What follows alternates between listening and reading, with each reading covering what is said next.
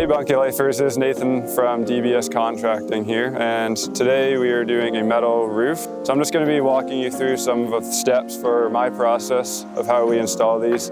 I've done about 60 bunkies with metal roof now, so hopefully these tips can help you out.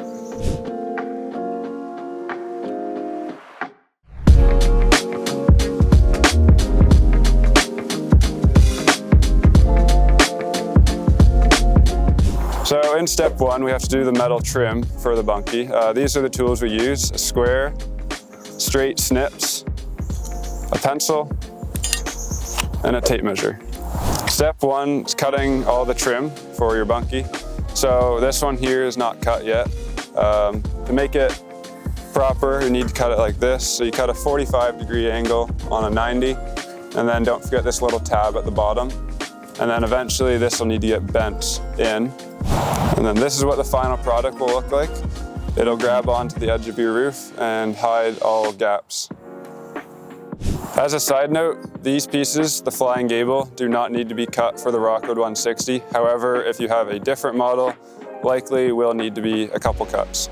Step two, installing the metal trims. You always want to start on the bottom, so then as water works its way down your roof, it overlaps. Nothing can work into the cracks. Tool we use for this is a roofing nail gun.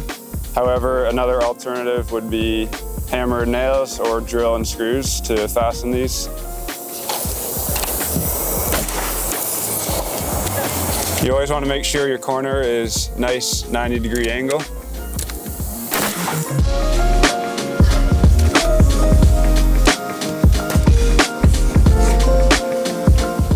Now we're doing the same thing on the back with these gable starter trims.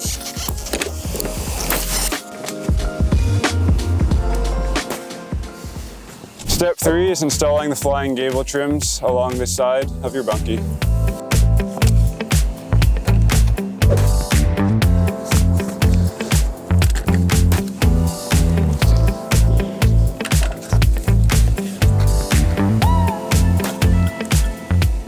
Step four is installing the metal sheets onto your roof.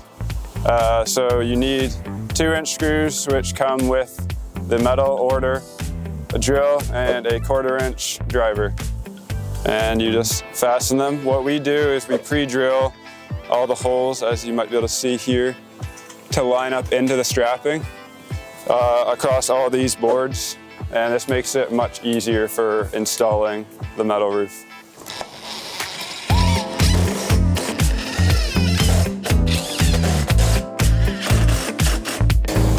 Doing this roof is generally easier with 2 guys. One guy to pass it up and the other guy to fasten it onto the roof.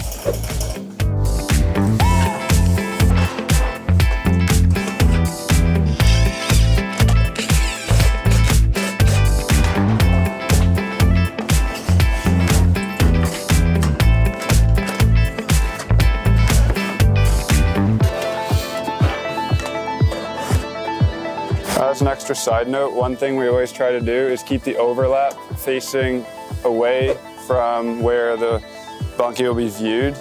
It's just because it looks a little better coming from that side this way. As you can see here, there's a little bit of an overlap gap, but from the other side, you won't see anything.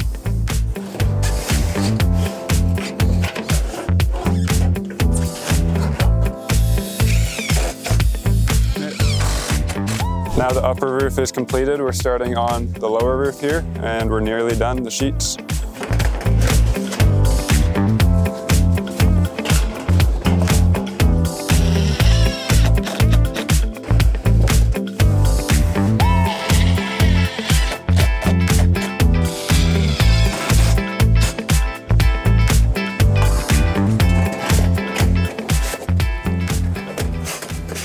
Next step is installing the ridge cap, and this basically is here so no water gets into the metal sheets.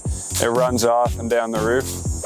Usually just put 1 screw every 2 ribs and then it stays secure and it looks good. One extra thing I like to do is pre-drill these and then put the screw in, just because you're pushing through so many layers of metal, it makes your life much easier.